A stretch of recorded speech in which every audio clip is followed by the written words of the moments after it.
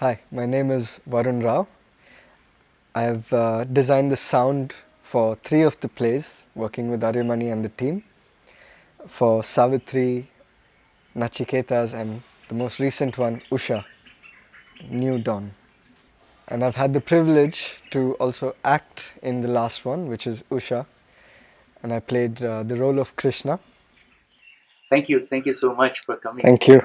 And in the last couple of series of interviews, I mean, for us, it has been so inspiring to see you know, um, so many people from so many years. Actually, some people have had for 15, 20 years and participated, and how over the time it has really, um, when you look back, how it has like really touched you, and even inspire them to be a different person altogether. Like we had some interviews. So just to get started, how Varun, I mean, you are an artist yourself, and there's a certain sensibilities you have. Deeper sensibility for art and for sound and for music. So we can start sharing about the connection with Sri Aurobindo in your work, and then at the time when I was preparing for this particular play, when you're working with Arimani. Hmm. I'm not sure in what order I will comment about it, but from your questions, so many inspirations pop into my head. It's just firing all over. Um, my access to Sri Aurobindo's work has been through art, um, through listening to his work more than reading, through listening to others recreate his essence of what he's tried to share, and through my capacity to absorb what I'm being offered as an inspiration, and then that has often been my gateway to enter into the work of Sri Aurobindo and his work in with the text Savitri. Um, to circle down towards the project that we have shared together, it began with exploring the poetry through music. Um, I've heard phrases, I've read instances, passages in the text which talk about sound particularly. I came across a collection of these texts which specifically mention sound, um, and that has triggered something for me. There's something there, there's something very potent, and I came to Auroville through sound, through listening for something deeper, for something beyond what I was already practicing. And very beautifully and organically, it found many manifestations within Auroville. And one of them being the project that we have done in the Matre Mandir garden, which took so much preparation and so much diving into. And I realized that it's probably not in my time at the moment to read the entire text or even being able to process it. Probably not. I've made an effort. I go through sections when it comes up. But every word can offer a seed of inspiration. The first time I did the play, the theatre work, the Sri Aurobindo's Gayatri Mantra was my source of energy, for instance, because we were using it in the play itself. It was being chanted, shared. It was sort of the essence for me. I had a process where I would reach the garden quite early. We had a smaller team then, while I was doing the sound and playing along with the relio and also setting up the sound design to bring in the electronic element. And I was often setting up in the afternoon sun, and I had the chant giving me energy throughout. And it was my personal process with it. It was not that somebody asked me to do it. I was rich with that process. That's all I needed. And that seed kept me going for those few months. I didn't need anything more or anything less. That was plenty. And since then, I've observed that these seeds show up for me in the process, in this journey in Auroville, with the theatre work, with the art. Every piece of art has a seed or an essence. I've also worked on 24 pieces of music, 24 pieces of music which are inspired by Sri Aurobindo's words in Savitri. Um, there were musical compositions which Aurelio did, And the most recent one was with Shakti, where we explored his sonnets. We explored his poetry in the form of music, and we performed it on Sri Aurobindo's birthday. And this was overlapping with the work we did this year. And it just dawns on me that this work, this text, this literature is so vast, it's so multi layered, that it has its impact on me on multiple levels. Artistically, on my psychology, on my psyche, on my inner nature, inner being. And what I love about the process of diving into the work is reading the same text over and over and over to finally then catch something so subtle which is for you. That's the essence for me often. And I stay with that work, or it has its process until I catch something which is subtle, which gives me some sort of inner knowing or some sort of deeper connection with Sri Aurobindo's work, a deeper understanding of life and the multi-layeredness of life, and how to and my own way of understanding this integral process of art, the meeting ground of art, knowledge, literature, body movement, music, and it all beautifully comes together in this sharing that we do in the garden for a whole lot of deeper listeners. And it's easy to lose my way while I'm sharing about this, but I hope I've answered a little bit your question. Yes, yes, absolutely. To round it up, I would say my access to the work is through art, through music, and from this music, I receive a sort of seed which helps me understand life in Auroville and how it functions, and this integral experiment and reality that we are exploring. And it's a seed just for me. I cannot always be certain that that's what everybody is receiving. But for me, it's a very strong inner knowing which settles very quietly and takes me forward. Yeah. It dawns on me how beautiful that process is, that while you can explore this work independently, have your own perspectives on the subject and on what you read and what you receive, and then you do it with the collective, exploring the same text together, hearing another's perspective, meeting another individual with this text. This is quite beautiful for me, and I realize there's something to be said about the meeting ground of a unique individual and the text. And when these two meet, there's something beautiful which happens. You know, the mixing of your personality and your mind. It's like a puzzle. You have certain shapes, and the text comes and sits in perfectly into those shapes, and it gives you what you need to go deeper into the work or to understand it on a different layer. And opening to listening to other people. I've spent some time one on one with other people in this project, working on this theatre piece, and to observe or just to listen to how these discussions unfold around the text is quite precious. It's a meditation in itself just to be there, listening to each other speak about this subject and how much everybody connects to it, and or how much they are not connecting with it. That's also a part of it. Or including a text which supports a process which is happening, or suggesting that we remove certain pieces of text because it comes in a different context, and to turn it into music at the end of the day, to turn it into sound which supports the text, which enhances what is being shared, to give it a jumping board, a platform, so to say, a bed of sound. That has always been an exciting process. Towards the end, towards the show that we did this year, last year I should say, I got into a role. Aryamani pulled me into a acting space, which I very open-heartedly said yes to, trusting the process, while I was also composing music along with Aurelio.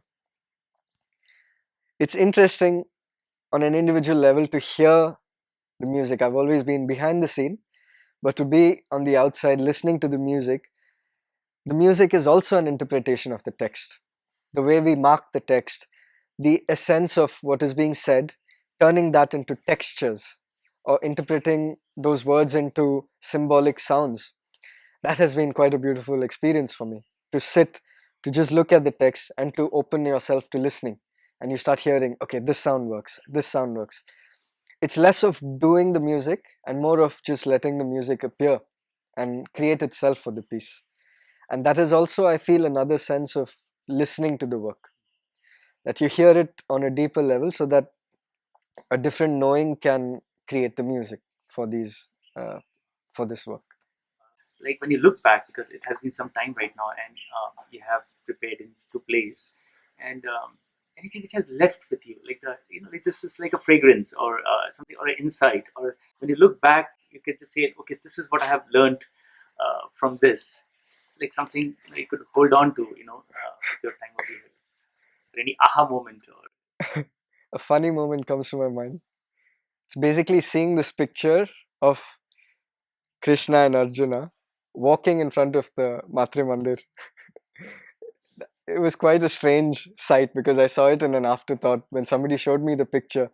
How strange it looked for me, but also how wonderful, like delightful that moment was captured. Um, but what has stayed with me is that sensation which I got just before going on stage for the first time, or appearing in front of everyone who had come there for that evening. Every day had a different essence for me, and it was very important because our sequence was only towards the end of the play, and we had a lot of time to sit in silence, mostly under the tree where we were sitting. We had the opportunity to walk. I took it. I decided to take the walk, and every time I went for the walk, I had such a beautiful experience because I could hear everything going on. I was in tune there, but also I was really taking that time to come into the present moment, not to think about how the performance would go or what we have learned the 3 4 months that we spent really churning the words, really churning the body language, the posture, the pronunciations, the presence, the energy, the attitude.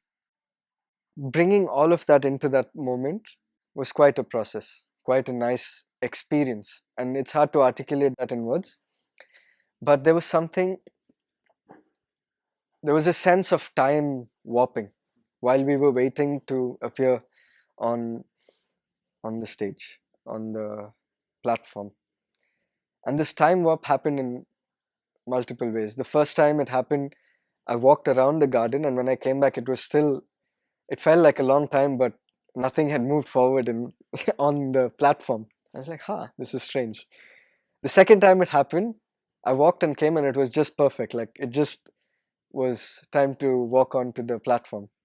And the third time, we hardly walked any distance, but we went on a journey about where we are in life, what's going on, how do we feel in the moment, and that was the journey. We took a walk into each other's life and how the process has been before we appeared on stage. That those 3 days and those moments have stayed with me in that sense, and how it felt to bring it all together, how everything finally comes together when the effort has been there, when the devotion, the sincerity, the honesty of participation has been so present.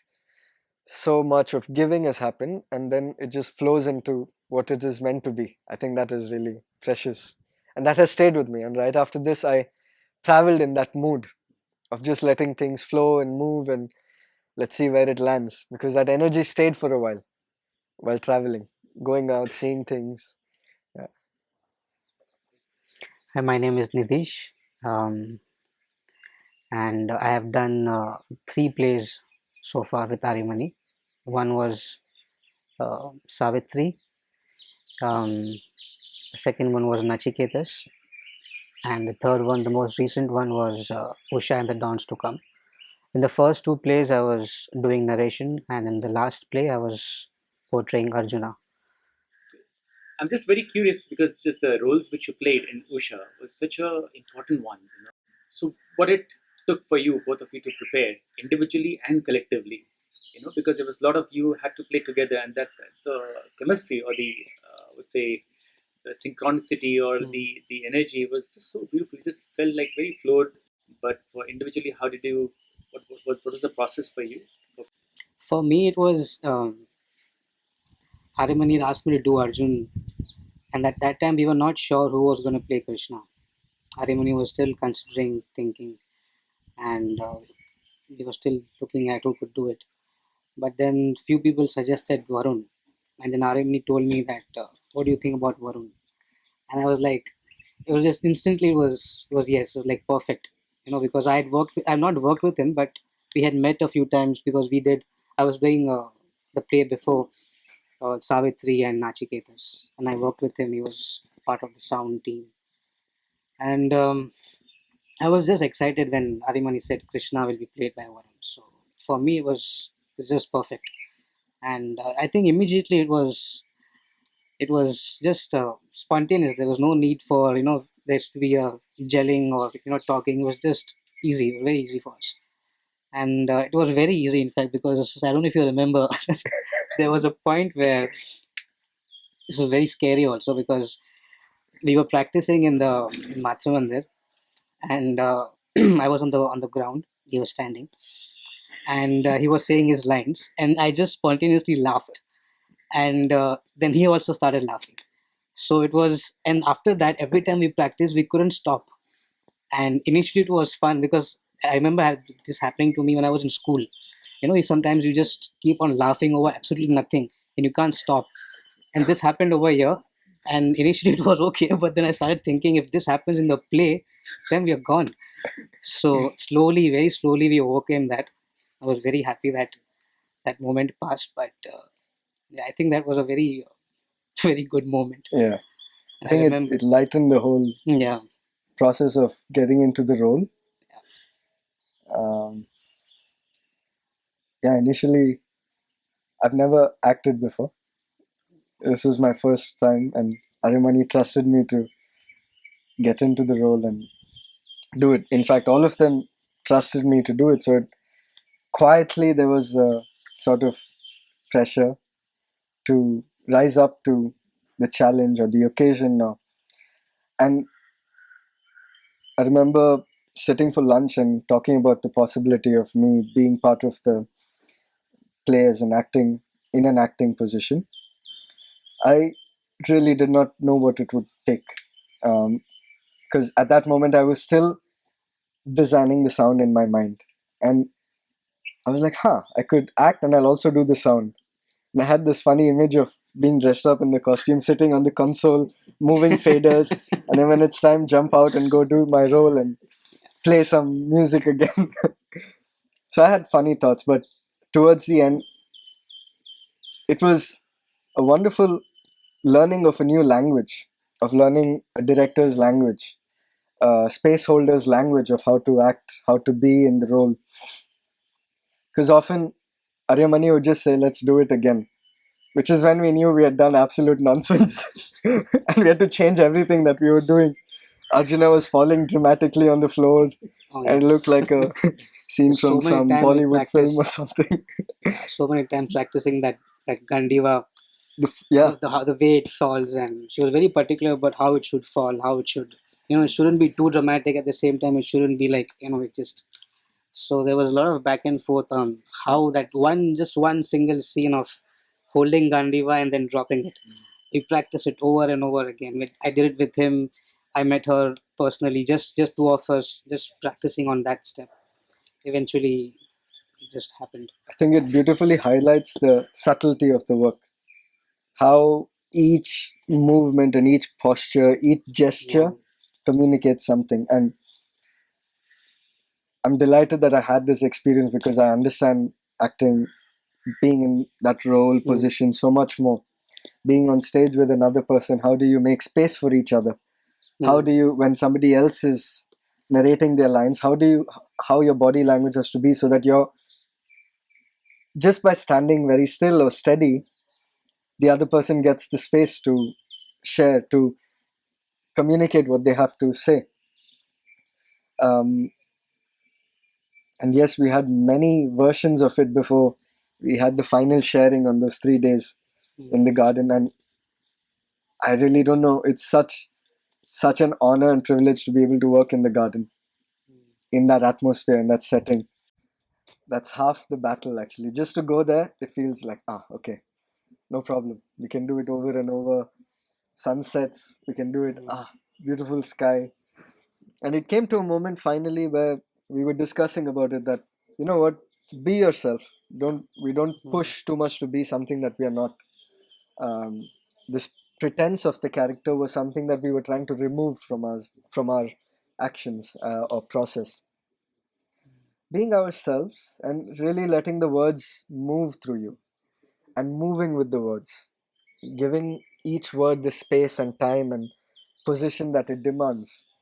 And for me, it finally came down to taking a pause mid delivery of what we had to say, to look at the water that's flowing there, to observe the sky. And that really helped me understand the role much better, to be in the moment with that role, to be tuned into the current moment and the mood of the atmosphere. And I think then finally for us, it was very comfortable to be look at each other and actually not laugh. You What know, is the most challenging part for both of you? I mean, it was difficult with you in the entire process. I think for everything was a challenge because even I have not.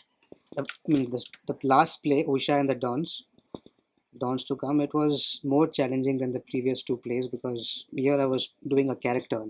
The previous two plays, I was part of the narration team, so it was a big challenge because one, I have not done acting. I don't have any experience of acting, and secondly because it is Sri Aurobindo's play, and I've always read about Sri Aurobindo. In fact, just before Usha and the Dawns, I had just 6 months before that I had started reading essays on the Gita, and Mahabharata, Ramayana, we've always heard as kids, but Sri Aurobindo just brings in another depth to the characters, to the whole story, and the story, the characters, the symbolism, everything just comes to a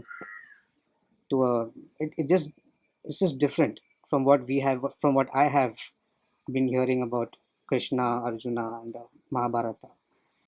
And I thought it was challenging because it was first of all new to me. I mean, in spite of being Mahabharata, which we have heard so many times. Yeah, so it was a challenge in that way, and also because more than just being yourself, I think this whole process helps me because it helps me in breaking character. Just my normal life, I'm not someone who's gonna be loud or articulate too much, or grieve or break down or anything. But the freedom that this character playing allows is just is a very liberating feeling, and there's no other way just but to be yourself on the stage. And as you were speaking, I was just taken back to the whole memory of the whole last play just came back, especially when walking just before the play, just before our play. That walk behind Matra Mandir was something which was very, very memorable. The sharing. And I think that was the last one. Yeah. Only the last one we did this. Yeah. The other two ones you went alone. Yeah. And the third one, somehow you asked me to also come Yeah. with you. And I think that changed a lot of things for the last performance. The bond that they created, between them. And we could even joke a little bit about that,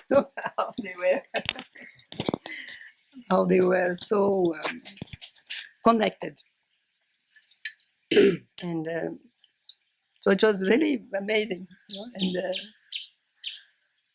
And when I asked Nidhish to be Krishna, I could see him doing that. And with Varun was interesting because I think many of us, not many, but 3 or 4 of us, we thought at the same moment. So I thought about him, and then Arabin thought about him, and someone else, I think, thought about him. So, 3 of us. So when I say that, so it came to everybody. So, oh, yeah, so it should be him. And immediately, they create this bond between them. And I think I told that already in one previous moment. But for me, was the most beautiful moment was the four of us. They two and the Pala and myself at this evening. We are rehearsing on the fountain. And you have this wonderful moment. So you are repeating, please we do it again, we do it again, we do it again. And it was this incredible moment when it just came. It happened, and you have this Matmandir, the full moon coming on top of Matmandir, and we four of us there. So it was the silence. When they finished, it was the silence. So it was that. So it came, they got the thing. And I think this was kind of this rare moments, that happened during rehearsals. And but this kind of a bond, it happened in certain moments. I mean, in other plays, in other moments, we had this bond in other plays. When you have this character, that you create these relationships that are so deep. And I think that. And it was, the crown of the play, the Usha and Dons to Come, I think the crown of the whole thing was this scene of Krishna and Arjuna. And when you decide also to not have the battle scene, because you have been thinking of having a battle scene and you have warriors and that. In a certain moment, it became very clear that no, you don't need to have warriors. You have the public, you have the audience. So this is whole choreography, no? So, so I think this was that. It was very, very beautiful. And with Varun, for example, with both of them, but in different perspectives. Because Varun first came as musician, and it was his link. When he first came with Aurelio, it was immediately he came with. And he came also with us, and he was part of us. So it was immediately. And I think with Nidhish, it was somehow the same. He came for the Savitri, and it was immediately you create this kind of inner family, this inner relation that is difficult to express. It is that. It's Sri Aurobindo. It's like as Varun said, when you work with Sri Aurobindo, there are some things that connect, that is subtle, that is intangible, and it is so powerful. Dare I say the underlying unity? Yeah, absolutely. Yeah.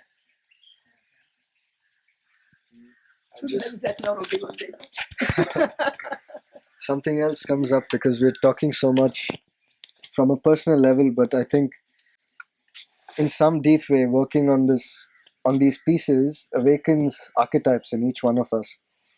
I think it was about recognizing the archetype that you have to touch into, and this archetype is probably hidden under many layers. To really understand the essence of an archetype, or understand the essence of what Krishna is sharing, or what Arjuna is sharing, the devastation that Arjuna is going through, I think personally we've all touched into this sort of an archetype. And we have also touched into the archetype of the high road, or what Krishna offers in that moment. The larger understanding, the larger picture, the bigger perspective, our inner knowing has always been part of our process here. Our inner listening, we always listen to what's being said on the inside loud and clear. And it was about getting in touch more and more with this archetype, with this inner process. And it happened very subtly, step by step, through different perspectives, through different interactions, through different moments of silence, through culmination of all that work into this one moment, which probably is shared by 3 or 4 people, but it's all part of that process. That play, besides the 3 days, is a whole journey of coming together. We've been in that play each day, every day, performing to nobody. This emptiness, and that's precious. Performing to an empty space, perform to the space altogether. Yeah. So I'd like to go back, Nidhish, on your personal connection with Sri Aurobindo again, because I think that is the spirit of all these plays. And how was it before, participating in the play, and how did it change, or how did it develop or deepen, I would say, as you participated in the play? So if you could just share a bit before and then about the process. Sri Aurobindo and the mother have always been an integral part of my life from my childhood, because my mom studied in the ashram school, and the whole family has closely been associated with the ashram, the mother and Sri Aurobindo. So growing up, it was very part of life, like talking with people, reading books. I remember the first book that I read was this book called The Golden Chain, which used to come from the ashram, and I used to always read that. There was a very small section at the beginning of The Golden Chain, which was written by Nalini Kantagupta about golden chain. That golden chain is something the mother puts on every disciple, and it's an ever lengthening, always there, no matter where you go, how far you go, no matter where you are. So that small little paragraph was a very touching paragraph, and it stayed with me, still is with me. And other than what I heard from my mom and from everyone else, this paragraph has been the mainstay. And I used to come often to Auroville, Pondicherry during school vacations, and always fascinated by Auroville. After I came to Auroville, whatever I had read about Sri Aurobindo and the mother, it started becoming more and more deep. And this theater process was something which did that, because otherwise it was all very reading and listening and intellectual and stuff. But this was something in which there was a active participation. There was dynamism to it. There was narrating lines, Savitri lines, the last play, looking at Arjuna and Krishna through the eyes of Sri Aurobindo. So all this whole experience, and I was, as Varun was saying, I was talking about an anchor. So this has been the biggest reason why I'm still here, because I did a lot of things after coming to Auroville. I worked with different. I worked with Savitri Bhavan, Visitor Center, Unity Pavilion, a lot of other things.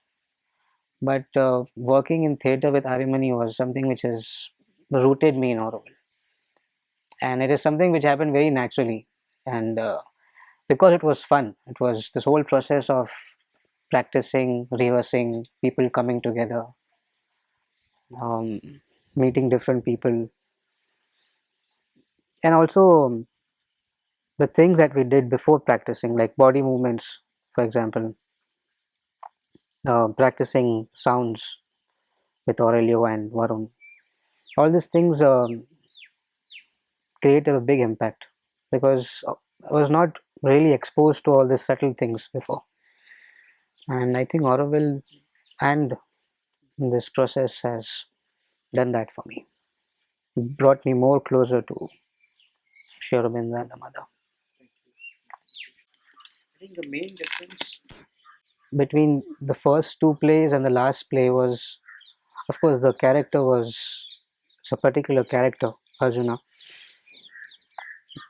But in the first two plays, it was the essence was the teamwork, because we practiced, say, speaking Savitri together, those lines together, and there was just sort of a very palpable energy exchange when we were doing this together. Pala used to, Patricia and Pala, both of them used to give their inputs, and there was something which we just feel was a team thing. It was not an individual thing.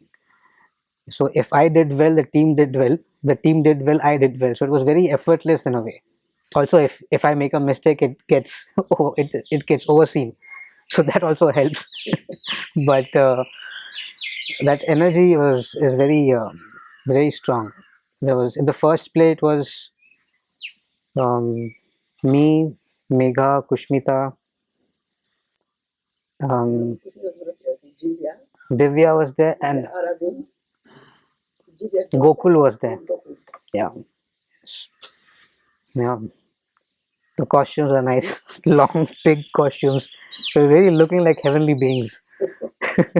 With that golden tinge. And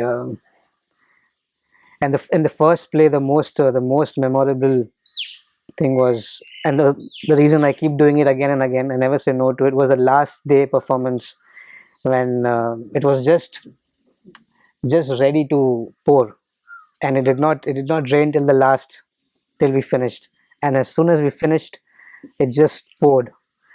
And that build up was, when we were playing, we were looking at the clouds coming in, slowly getting dark, and we were like thinking, oh, if it rains now, it's going to be bad because all the equipment's outside and stuff.